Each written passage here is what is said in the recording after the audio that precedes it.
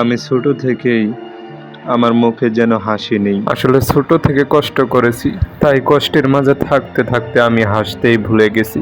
এখন আমার একা থাকতেই ভালো লাগে।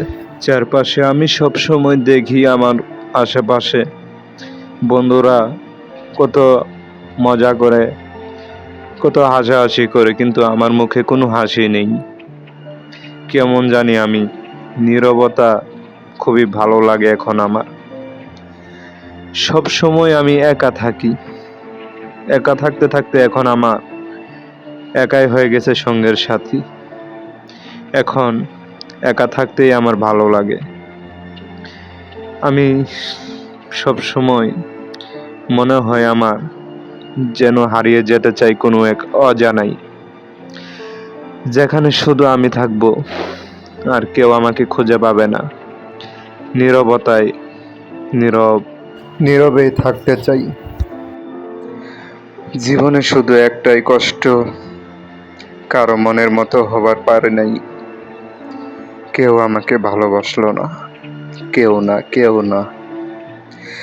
খোলা আকাশের নিচে একা একা দাঁড়িয়ে থাকি, আকাশের দিকে তাকিয়ে ভাবি নীরবতা যেন হলো আমার সঙ্গের সাথী।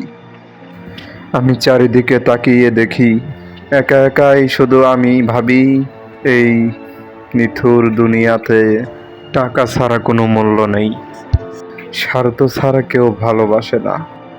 এই দুনিয়াতে কেউ বিনা স্বার্থে ভালোবাসে না। সময় আমাকে চিনিয়ে দিল কে আপন আর কে পর। যাদের কাছে টাকা আছে তারাই তো সবার ভালোবাসা পায়, সম্মান, ভালোবাসা। আমার পকেট খালি, তাই আমার কাছে কোনো টাকা নাই, তাই আমাকে কেউ ভালোবাসে না। তাই তো ভালোবাসার পিছনে না ছুটে টাকার পিছনে ছুটেছি আজও। গরিব ছেলেরাই বুঝে কষ্ট কি জিনিস, কই প্রকার। আমরা মধ্যবিত্ত পরিবারের ছেলেদের জীবনে অনেক স্বপ্ন থাকে, একদিন অনেক বড় হব। কোথা থেকে আচমকা ঝড় এসে যেন স্বপ্নগুলো তছনছ করে দিয়ে যায়। বাস্তবতা যেন সেই স্বপ্নগুলো কখনোই পূরণ হইতে দেয় না। কোনো না কোনো বাধার সম্মুখীন হতে হয় আমাদের। আমার জীবনে সবচেয়ে বড় কষ্টের দিনগুলো সেই দিন ছিল, লেখাপড়া করতে পারতাম না টাকার অভাবে। সামর্থ্য ছিল না, কিন্তু স্বপ্ন ছিল অনেক বড়। এখনো আমি আফসোস করি, যদি আমিও লেখাপড়া করতে পারতাম, যদি আমারও সামর্থ্য থাকতো লেখাপড়া করার। লেখাপড়া করার বয়সে কাজ করছি পরিবারের কষ্ট দূর করার জন্য। অনেক ছোট বয়সে কষ্ট করেছি। আসলে মধ্যবিত্ত পরিবারে জন্ম আমার, কষ্ট তো আমাকে করতেই হবে। তবুও আমি হাল ছাড়ি নাই। ইনশাআল্লাহ একদিন আমার মনের আশা পূরণ হবে। আল্লাহর কাছে এই আশা আমার।